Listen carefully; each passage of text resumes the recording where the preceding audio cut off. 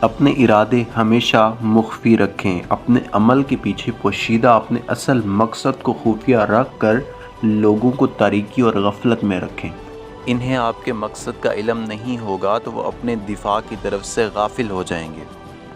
انہیں بہت دور تک غلط راستے پر آگے بڑھنے دیں، انہیں اندازوں اور شکوک و شبہات کی دھند میں اس حد تک لپیٹ دیں کہ جب انہیں احساس ہو تب تک وہ آپ کو نقصان پہنچانے کے قابل ہی نہ رہیں۔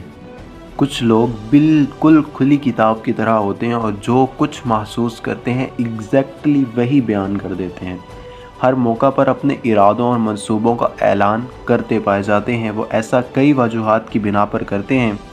اول یہ کہ ایک نیچر ہے، انسان کو اپنے جذبات کو دبانا مشکل اور بات کرنا آسان لگتا ہے، اور دوسری وجہ یہ ہے کہ کئی لوگ یہ سوچتے ہیں کہ اپنے بارے میں ایمانداری اور سچائی سے بات کر کے وہ لوگوں کے دل جیت رہے ہیں، اور اسی طرح وہ اپنی نیک فطرت کا اظہار کرتے ہیں۔ ایسے لوگ بہت بڑے فریب نظر کا شکار ہوتے ہیں۔ ایمانداری ایک کند ہتھیار ہے اور یہ زیادہ تکلیف دہ زخم دیتا ہے۔ زیادہ امکان اس بات کا ہے کہ آپ کی ایمانداری لوگوں کو ناراض کرے۔ آپ کو چاہیے کہ دوسروں سے بات کرتے وقت اپنے الفاظ تول کر بولیں اور وہی بات کریں جو مخاطب کو خوش کرے۔ ایسا کھردرا سچ جو دوسروں کو تکلیف پہنچائے، اس سے پرہیز کرنا چاہیے۔ اس سے بھی زیادہ اہم بات یہ ہے کہ اپنی ہر بات عیاں کر دینے سے لوگ آپ کے ہر عمل کے بارے میں پہلے سے اندازہ کر لیتے ہیں۔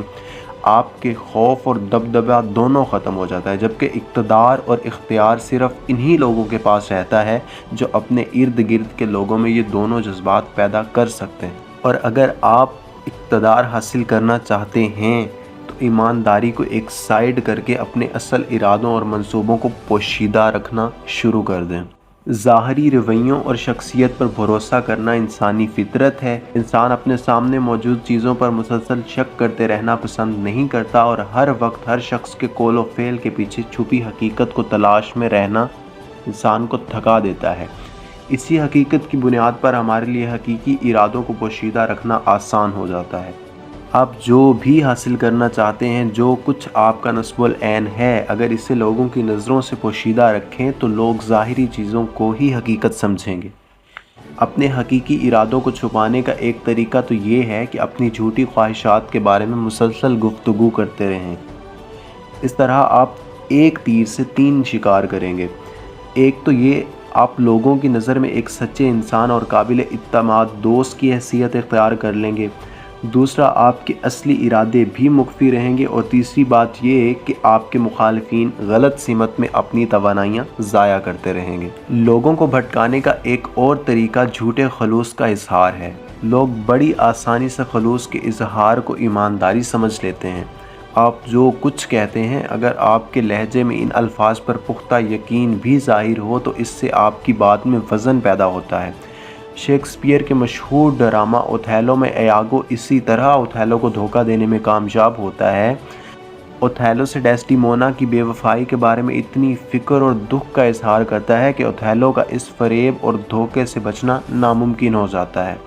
اگر آپ کو لگتا ہے کہ دھوکے باز اور فریبی لوگ بڑے بنے سنورے ہوتے ہیں اور خوبصورت لفاظی کرتے ہیں تو آپ غلط ہیں۔ سب سے بہترین دھوکے باز وہ ہے جو بالکل سادہ اور غیر نمایاں طریقہ اختیار کرتا ہے، جس پر توجہ ہی نہیں جاتی۔ وہ یہ بات جانتے ہیں کہ بہت زیادہ نمایاں ہونا شکوک کو ابھارتا ہے، اس کی بجائے وہ اپنے اہداف کو سادہ اور عمومی انداز کے پیچھے چھپاتے ہیں۔ ایک بار جب آپ عام فہمی اور سادہ انداز اختیار کر کے لوگوں کا بھروسہ جیت لیتے ہیں تو پھر انہیں آپ کی طرف سے دھوکے کا اندازہ ہی نہیں ہوتا۔ لوگوں کی آنکھوں میں دھول جھونکنے کا سب سے آسان طریقہ آپ کے چہرے کے تاثرات ہیں۔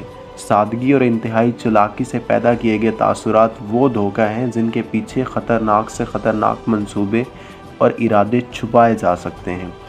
یہ وہ ہتھیار ہے دنیا کے طاقتور سے طاقتور افراد سیکھتے رہے۔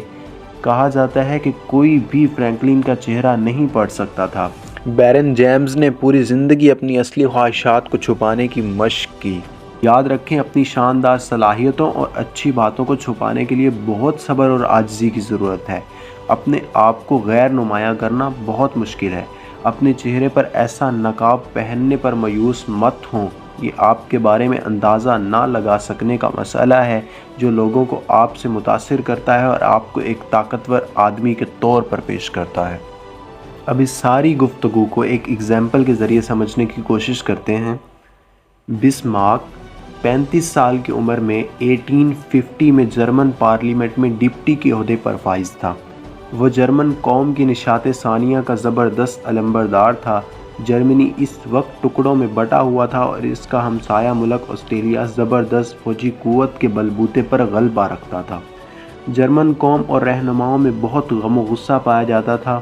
دونوں ملک جنگ کے دہانے پر پہنچ چکے تھے اور جرمن پارلیمنٹ میں اس اہم موضوع پر بحث ہونے والی تھی۔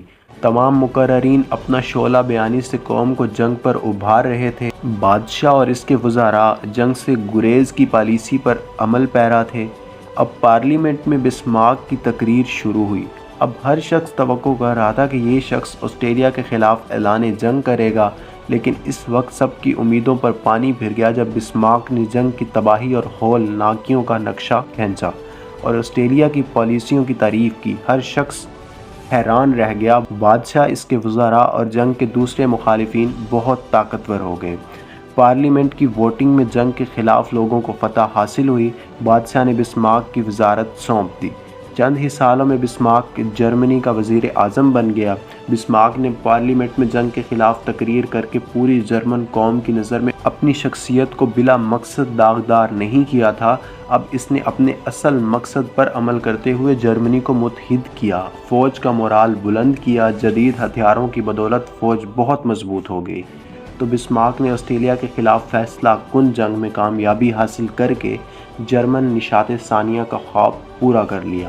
پارلیمنٹ میں تقریر کے دوران اگر بسمارک اپنے حقیقی ارادوں کا اظہار کر دیتا تو آسٹریلیا کے خلاف جنگ میں شکست کی صورت وہ جرمنی کے نشاط ثانیہ کا خواب ہمیشہ کے لیے زمین بوس ہو جاتا۔ بسمارک کی اس فیصلہ کن فتح سے بھی یہی ثابت ہوا کہ اپنے ارادوں کو مخفی رکھنا ہی سب سے بہترین عمل ہے، اور ایک بھیڑ کبھی شکار نہیں کرتی، نہ ہی دھوکہ دیتی ہے، کیونکہ بھیڑ کمزور اور بے ضرر ہوتی ہے۔ لیکن بھیڑ کی کھال میں چھپی ایک لومڑی آسانی سے مرغیوں کے ڈربے میں داخل ہو جاتی ہے۔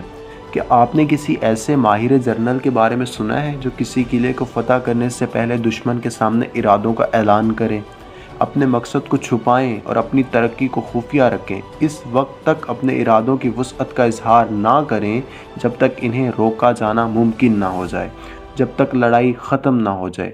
جنگ کا اعلان کرنے سے پہلے فتح حاصل کر لیں۔ ایسے جنگجو لوگوں کی طرح عمل کریں جن کے ارادوں کا اظہار الفاظ سے نہیں بلکہ ان تباہ حال ریاستوں سے ہوتا ہے جن سے ان کا گزر ہو۔